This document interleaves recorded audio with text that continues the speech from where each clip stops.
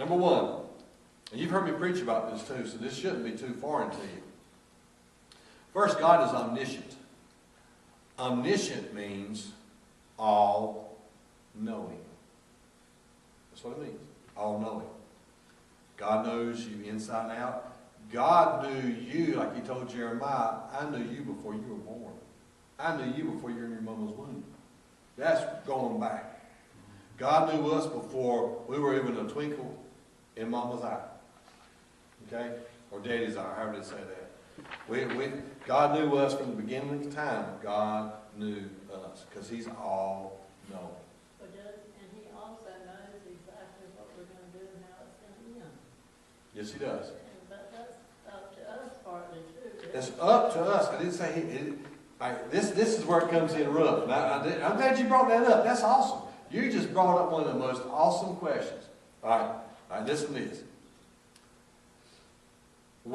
God give man, not the animals, not the insects. He gave man the gift of free will. We became a living soul. Animals, and this has been a dispute through history, and we can dispute it, from here to doomsday. I know there's going to be animals in heaven. I believe God's going to let us have our animals in heaven. I really do. But a dog, a cat, they have a little bit of cognitive reasoning, a little bit. You have some chimpanzees and orangutans that have more cognitive reason. You got Pablo's bell. Ring the bell, you come eat. Okay, all that. And they say that a dog, especially labs and German shepherds and stuff, they have a mentality of about between a 3 and a 6-year-old. So again, they have a little bit of cognitive reason, but still, you let a cat run across the yard or squirrel, right? You know why? Because that's in their nature. This is how God designed them. But they ain't got something to stop and look both ways. Right, exactly. They just keep right on across. Daniel's got a dog Daniel's got a dog. Michelle ran over the dog. And she's called me up, she said, I think something's wrong with the dog. Can you go check? Because she didn't feel it run over because it was on sand. So I go over there and the dog's laying there and the bottom canine teeth pushed all the way through. And his arm was broke. So I picked up the dog and I carried it to the vet, and of course they fixed everything. But now the dog, when it's cold, especially like tonight, he'll have to go inside and sleep. But this dog is part lab and part something else. But this dog, and the dog's mama is DC's dog, Layla. Well, they're both good dogs, but this dog can hardly walk. Lays around, but you let a car get by, and he will chase that car on down the road and limp back home. He locked lips. As soon as he sees the dog, as soon as he sees the car, and then he gets out there and goes, "This was stupid." And so he limps back, and then he sits there. Another car comes by,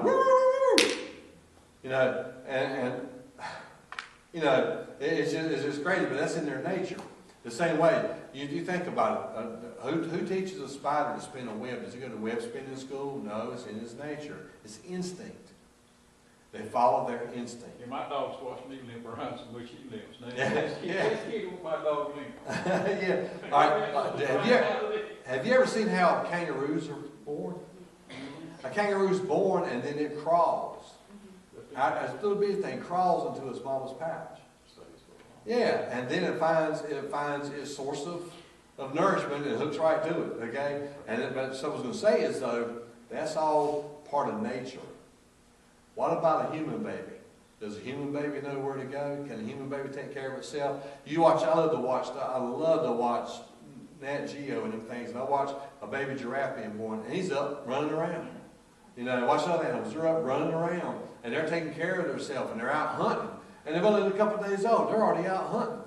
It's crazy because you take a human child, and it's fragile, and you've got to take care of it. You've got to nurture it. And it's quite a while before. You spend the first year teaching it how to stand up and talk, and the next 18 years teaching it to sit down and be quiet.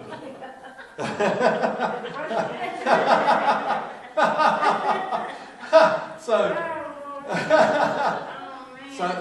again, man, God gave us the gift of free will. In the garden, that tree of good and evil, that was a gift. Believe it or not, it was a gift of love. God said, I'm not going to make you serve me. I'll make the animals. The trees praise him. The Bible says the trees clap their hands.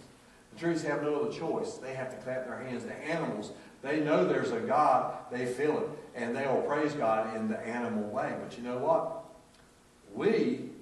God doesn't force us because he wanted a relationship. And the only way to have a relationship, you can't force, if you force a relationship, it's not a relationship. It's not a healthy relationship. It can't be forced. And so, the same way, God didn't want to force man. So he gave him all this stuff, and everybody, he formed man from the dust of the earth and breathed into his nostrils. I mean, man became a living soul. And again, soul is psyche, ability to think and reason. Spirit is pneuma, it's your breath. You know, so with your breath, you know, we live and breathe. With our psyche, we communicate this way and this way. And so, God's got us as a free will agent. So, all know that. Sometimes I know all that. I hear people say sometimes, well, God's going to work his plan. It don't matter. That's why the Russians right now, they're all part of God's plan. Yes and no. God's plan was Eden. God's plan was perfection. God's plan was sinless. God's plan was for us to have it all at our fingertips and to live forever. But Adam and Eve could not do it because free will. Now, because God knows all of us in here, I would like to think all of us are going to heaven. I would love to think we're all going to heaven. There's a possibility, even according to the 10 virgins, and I won't say, I'm just going to use this as an example. 1, 2, 3, 4, 5, 6, 7, 8, 9, 10 with Jeannie. According to that statistic, 5 of us are going to be rapture ready and 5 of us aren't. Okay, just according to that statistic. I'm not saying, okay, was it me? Is it me? No. 5 and 5. They all thought they were ready. 5 weren't and 5 weren't. Okay, because of free will. Some got enough to last, some didn't. They just wanted a little bit and that was enough. A little dab will do you. All right. So, Russia and all this stuff, God prophesied it back here. The reason he prophesied it is because there's from the beginning of the earth to the end of the earth in God's eyes.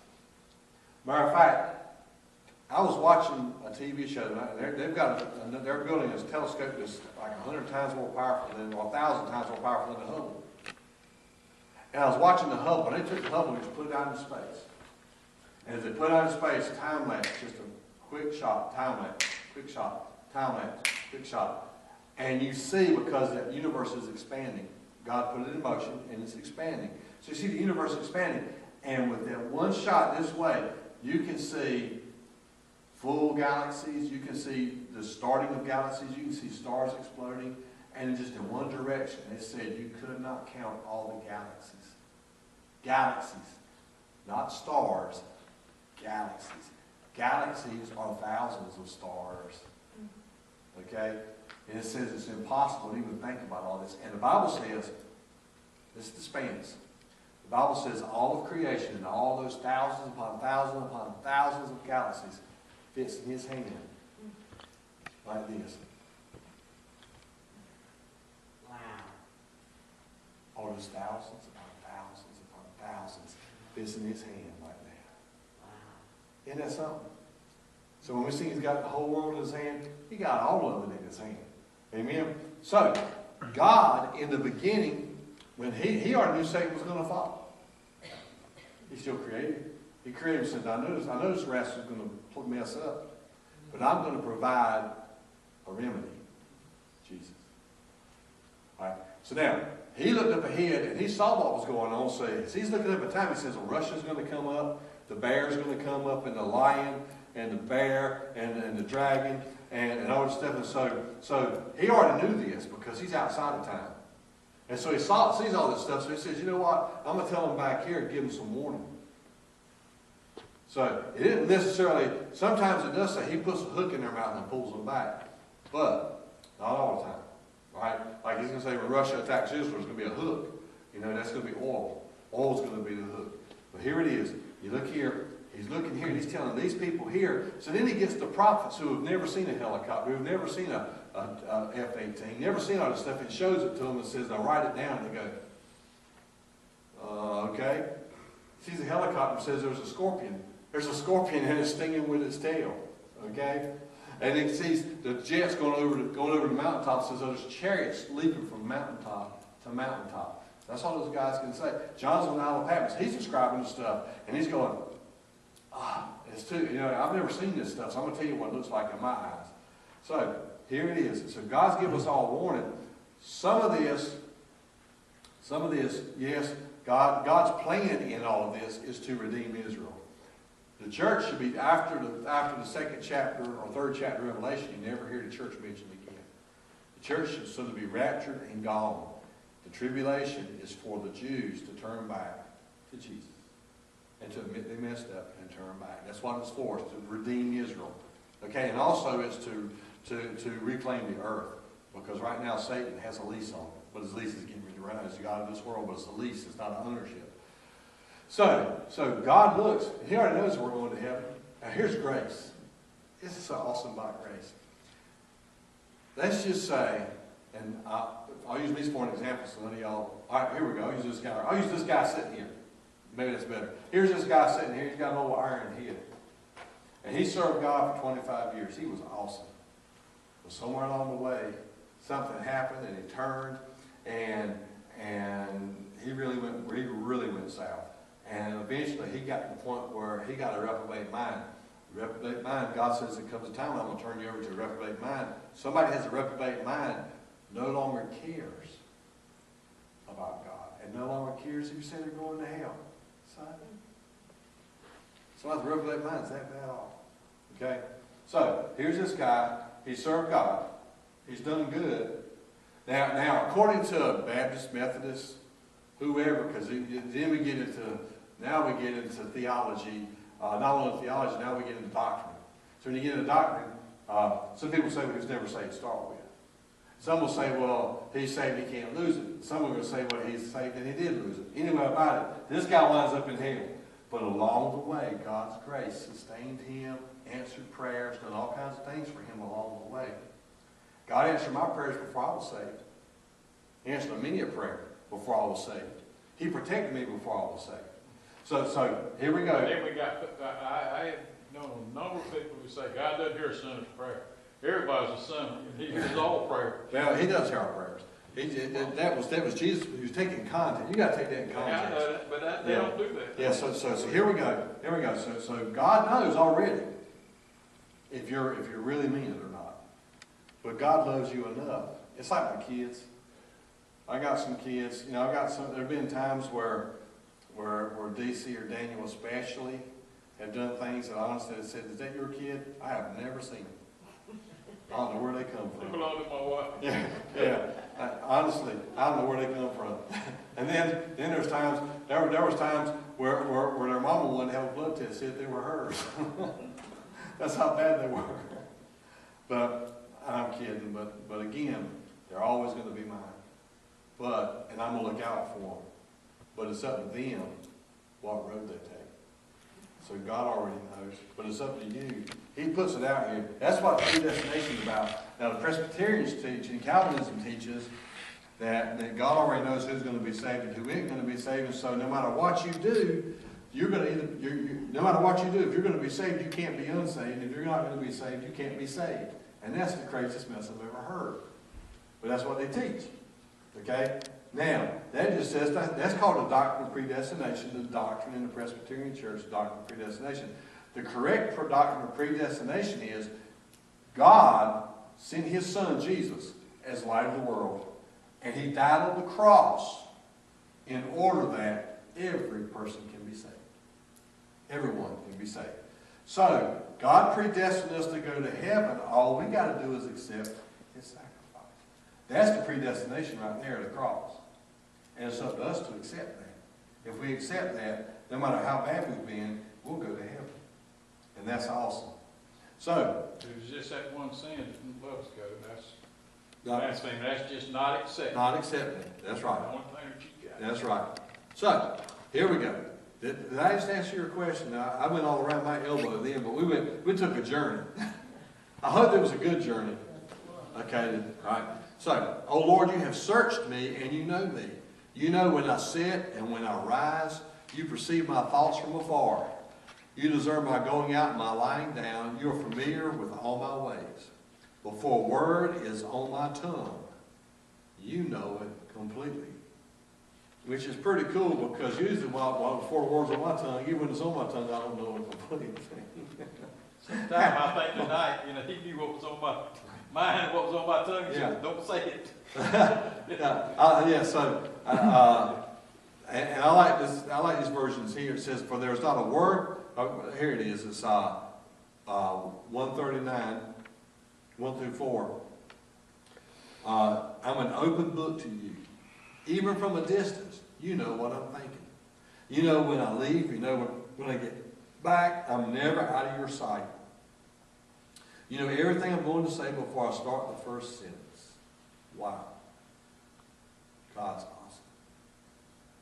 He's got us. He's got our back. Remember I told you before I climbed out of that plane, that guy said, get on, climb back here. And he hooked to me. And he said, I want you to push against me. And he hooked again so we were good and tight. And he said, don't worry, I got your back. And the Lord spoke to me and said, I got your back. And as I was going out the plane, I said, to live as Christ, to die as gain. You know, and actually going out that plane helped me in some of the counseling because when I jumped out of that plane, I realized how helpless I was. I was dropping 170 miles an hour and had nothing to grab a hold of. I mean, I wasn't doing like this. I was doing like he told me. And then he grabbed my hands, and I just flew. And it's pretty cool. Rocky the Flying Squirrel had nothing on me that day. You looked right here and said, you got my back, God. God's got your back. He's got both of us back. So it's omniscient. God knows it all. There's not another... Although people think they're omniscient. Have you ever talked to somebody, especially a spouse is bad about this, or a parent?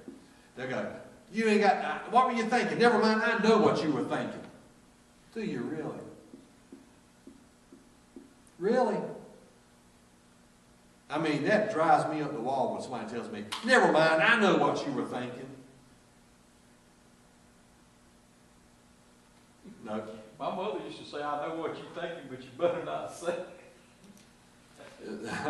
Okay. Since God knows all things, he knows me better than I know myself. He knows what is best for me and how to best bring out, listen, how to best bring out his purposes for my life. This is where the miserable blessing comes from. Sometimes while God's blessing us, it's miserable. Right? And we've talked about it before. Several Christmases ago, we kind of touched on it. But this, I think it'll be this Sunday, we're going to more than just touch on it. We're going to go ahead and put a plow down. Okay? So omniscient, all knowing.